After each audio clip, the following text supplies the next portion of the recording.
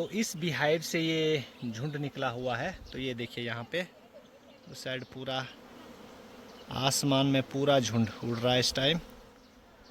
तो ये जो कुछ मधुमक्खियाँ है ये यहीं पे बैठेगी। अब हम इस झुंड को इस तरह से पानी मारेंगे पूरे आसमान में। आप इस तरह से धीरे धीरे पानी मारते रहिए।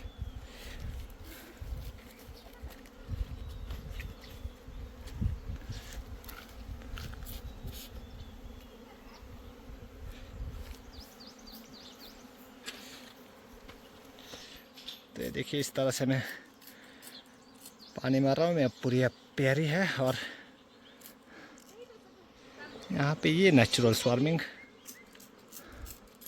और पूरा झुंड इस टाइम यहाँ पे इस पेड़ के आसपास घूम रहा है और ये यहीं पे बैठेगा अभी।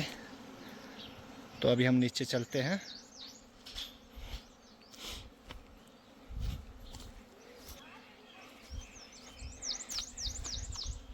और अभी इस झुंड ने यहाँ पे बैठना शुरू कर दिया है। ये देखिए पूरा झुंड आसमान में और मधुमक्खियों ने बैठना शुरू कर दिया है यहाँ पे। यहाँ पे इन्होंने बैठना शुरू कर दिया है। ये पेड़ का तना जहाँ पे छाया सबसे ज़्यादा हो वहाँ पे हमेशा बैठने की कोशिश करते हैं और ये यहीं पे बैठते हैं। तो आप इस तरह से हमेशा पानी मारें। इस तरह से देखिए मेरे पास पंप है, तो इससे आप पानी मारेंगे तो इससे चलने को भी बहुत इजी रहता है और पानी मारने को भी बहुत इजी है। और बहुत आराम से इस तरह से झुंड बैठ जाता है।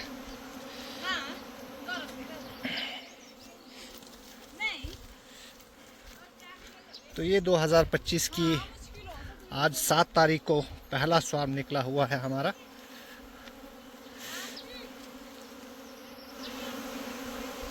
तो ये देखिए इस पेड़ के तने में ये बैठ रहा है और इस तरह से इस पेड़ के नीचे देखिए बहुत ही ज़्यादा छाया। यहाँ पे ये छाया में बैठना पसंद करते हैं क्योंकि दिन में धूप में स्वार्मिंग करते हैं। तो इस टाइम जो टाइम हो चुका है लगभग 10:50 हो चुके हैं और काफ़ी धूप होती है इस टाइम। तो ऐसी धूप में ये हमेशा छाया में बैठना पसंद करते हैं बिकॉज़ दिन की धूप में झुंड के अंदर ऐसे भी बहुत ज़्यादा गर्मी होती है।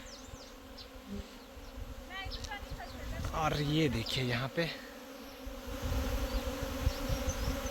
पूरा झुंड यहाँ पे बहुत ही सुंदर तरीके से और काफ़ी बड़ा झुंड, क्योंकि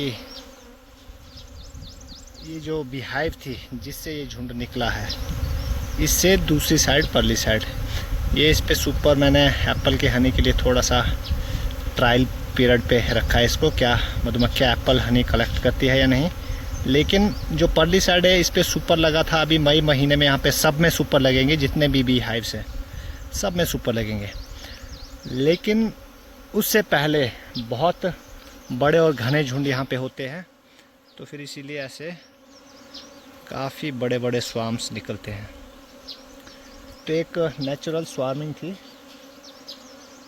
जो कि सबसे बेस्ट है, लेकिन इसको पकड़ने का सिर्फ आपको देखना पड़ता है। टाइम पे आपको घर में बैठना पड़ता है मधुमक्खियों को देखने। एपियरी के अंदर जो आपकी मधुमक्खी की एपियरी है उसमें एक जो है पर्सन होना ही चाहिए, क्योंकि इनका मूड है ये 9 बजे 10 बजे 11 12 1 बजे तक मैक्सिमम जो है 95% जो स्वार्म इसी टाइम निकलते हैं। तो इस टाइम मधुमक्खियाँ जो है ज़्यादातर निकलना पसंद भी करती है और इस टाइम गर्मी अच्छी होती है, तो इस टाइम ही ये अच्छे मौसम में ही ये स्वार्मिंग करती है। बैड वेदर कंडीशन में बारिश में ये स्वार्मिंग नहीं करती। ये देखिए बहुत ही ब्यूटीफुल स्वार्म यहाँ पे और काफ़ी बड़ा। ये देखिए क्वीन हमें यहाँ पे दिख गई है और ये जो क्वीन है अगर आप इसको मैं अगर दिखाने की कोशिश करूँ तो ये देखिए सबसे बड़ी जो क्वीन है ये यहाँ पे घूम रही है झुंड में और ये बीच बीच में कोशिश करती है कि झुंड के बीच में घुस जाती है। और ये देखिए इसका जो पेट है एब्डोमिनल है, पीछे वाला जो पार्ट है ये काफ़ी लंबा है बाकी मधुमक्खियों से। और बाकी मधुमक्खियों में धारियाँ बहुत क्लियर दिखाई दे रही है, लेकिन इसकी जो धारियाँ हैं वो उनके मुकाबले थोड़ी कम है। लेकिन इस टाइम यहाँ पे अच्छी लाइटिंग कंडीशन है, तो इसकी जो ब्लैक जो लाइंस है वो भी काफ़ी क्लियर दिखाई दे रही है।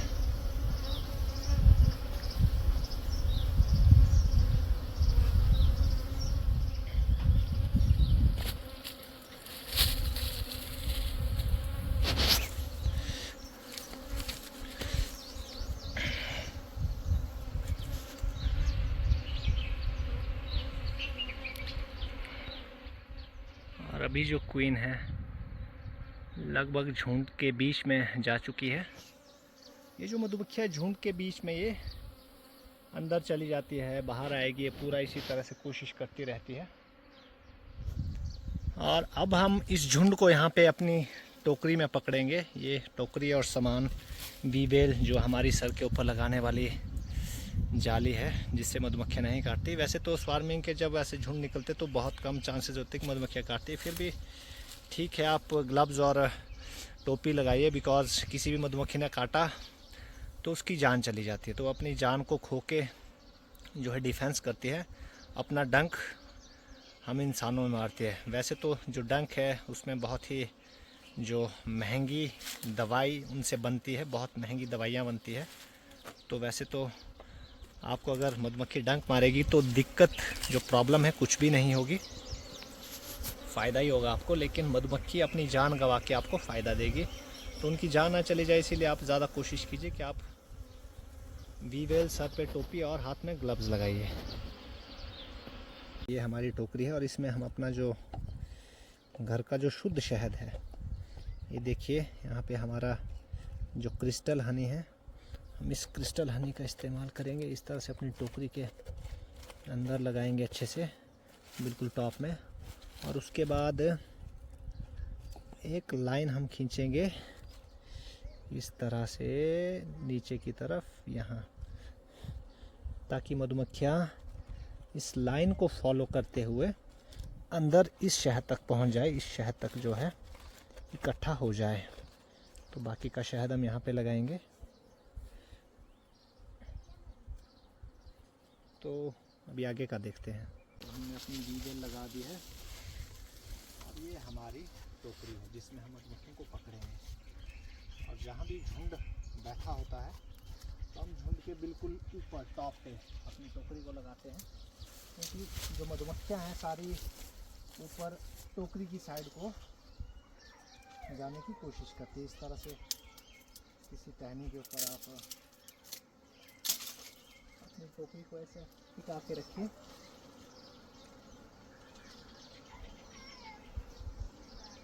इस तरह से जब आप टोकरी को पूरा टिकाएंगे तो उसके बाद आप धीरे धीरे, आपके हाथ में ग्लव्स है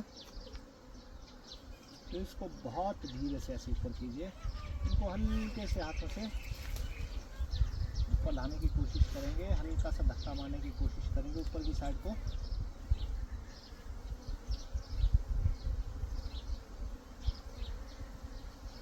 कि जो मधुमक्खियाँ हैं टोकरी की तरफ को जाने की कोशिश करेगी। जो सबसे लास्ट बैठे आप उनको ऊपर की साइड को मूव करते रहिए, तो ये नेचुरली टोकरी के अंदर जाएगी। टोकरी की साइड को इनकी जो पॉपुलेशन है वो होना शुरू हो जाएगी और ये खुद ब खुद टोकरी की तरफ चली जाएगी।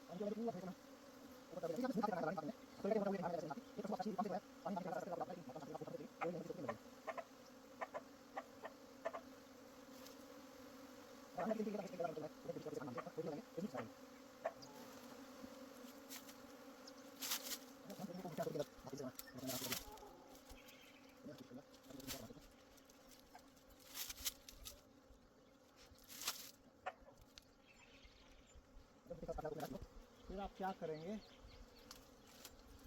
इस तरह से एक तिनका लेंगे, ऐसे टुकड़ा लेंगे घास का या किसी भी टहनी का जो बिल्कुल स्मूथ हो, तो उससे इस तरह से टोकरी की तरफ को इस तरह से मूव करने की कोशिश करेंगे। और देखिए यहाँ पे ये हॉर्नेट यहाँ पे आ रहा है।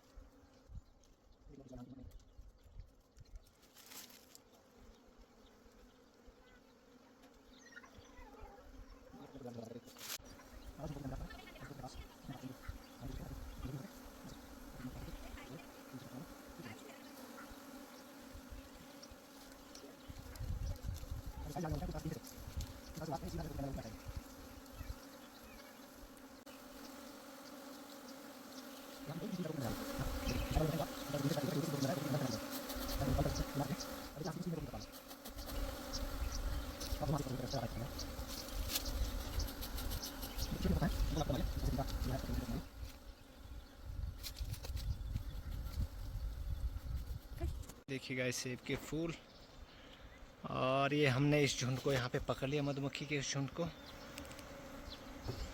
और यहाँ पे हमने तैयार कर लिया एक बीहाइव को टेम्परेरी बेसिस पे। तो इस बीहाइव में हम डालेंगे, फ़िलहाल हम कपड़ा यूज़ करेंगे कुछ देर के लिए। इस तरह से हमने फ्रेमों में फाउंडेशन शीट आपने ज़रूर लगानी है, ताकि जो कॉम्ब है बिल्कुल सीधा इस लकड़ी के चौखट के बीच में बने। और हमने यहाँ पे देखिए एक, जहाँ से ये स्वार्मिंग हुई है उसी बीहाइव से निकाला हुआ है इस तरह से। इसमें ब्रूड भी है, लार्वा भी है, शहद भी है। तो इस तरह का एक छत्ता हमने वहाँ से उठा के देना है, ताकि मधुमक्खियों का मन लगा रहे। और फिर हमने 5-6 फ्रेम डाल के इस तरह से तैयार करना है, और अब मधुमक्खी के झुंड को इसके अंदर डालना है।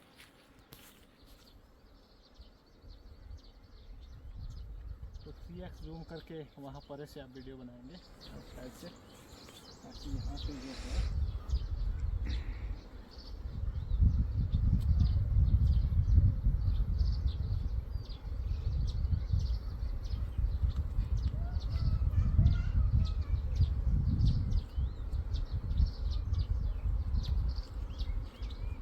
हमने इस वीवेल को निकाल दिया है यहाँ पे, और इस तरह से रखना है हमने कपड़े को। अब इसके अंदर झाड़ देना है, जोर से झटका देना हमने, इस तरह से जोर से ऐसे, और कपड़ा हमने इस तरह से हाथ से ढक देना है। जब इसके अंदर कुछ भी मधुमक्खी ना बचे तो ऐसे साइड लगा दो, और फिर इस कपड़े को इस तरह से ढक दो इसके अंदर।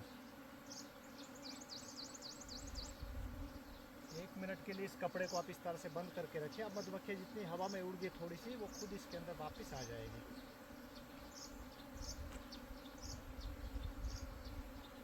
अगर आपके वहाँ पे दिन में बहुत ज़्यादा गर्मी है तो ये आप शाम के टाइम भी कर सकते हैं, अगर मधुमक्खियाँ बहुत ज़्यादा एग्रेसिव हो जाती है। यहाँ पे तो नहीं वैसे होता, यहाँ तो काफ़ी ठंड है।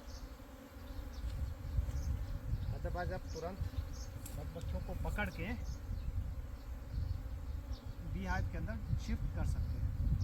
तो कुछ मधुमक्खियाँ इसके अंदर है, इन मधुमक्खियों को हम यहीं पे इस तरह से झाड़ देंगे।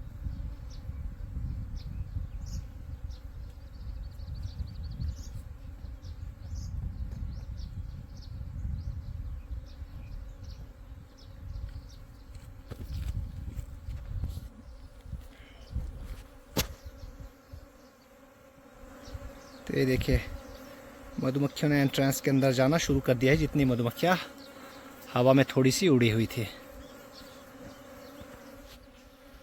तो अभी चेक करेंगे अंदर क्या स्टेटस है। तो ये देखिए मैक्सिमम मधुमक्खियाँ जो है यहाँ पे फ्रेम की साइड को जा चुकी है, कुछ यहाँ पे दीवार में है, और ये भी थोड़ी देर में उस साइड चली जाएगी।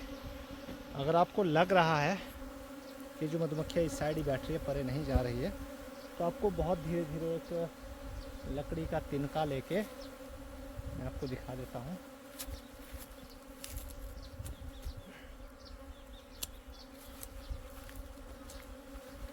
इस तरह से तिनका लेके इन मधुमक्खियों को यहाँ से ऐसे गिरा देना है, ताकि ऐसे दूसरी साइड को, इस साइड को धक्का देना है ताकि ये जो मधुमक्खियाँ सब चिपकी मधुमक्खियाँ हैं फ्रेम की साइड को चली जाए। कई लोग कहते हैं, नए लोग, कि उनकी मधुमक्खियाँ फ्रेम की साइड नहीं जा रही, तो इस तरह से मधुमक्खियों को धक्का देके उनको फ्रेम की तरफ जाने के लिए थोड़ा मोटिवेट कीजिए इस तरह से। ये देखिए सब फ्रेम की तरफ चली गई, थोड़ी सी बची। तो इस तरह से आप मधुमक्खियों के झुंड को कैप्चर करके इसके अंदर डाल सकते हैं। और कल तक हम इसमें वुडन का इनर कवर लगाएंगे इस कपड़े की जगह पे, या फिर शाम को लगाएंगे। और ये झुंड अब अपने आप सेटल हो जाएगा। यहाँ पे आप इनके जो एंट्रेंस पे है 2 से 3 दिन के लिए क्वीन गेट लगा सकते हैं, अगर आपको लगता है कि भागने का कुछ डाउट आपको फील हो रहा हो। जब मधुमक्खियाँ 2-3 दिन बाद अच्छे से काम करना शुरू कर दें तो उसको निकाल दें।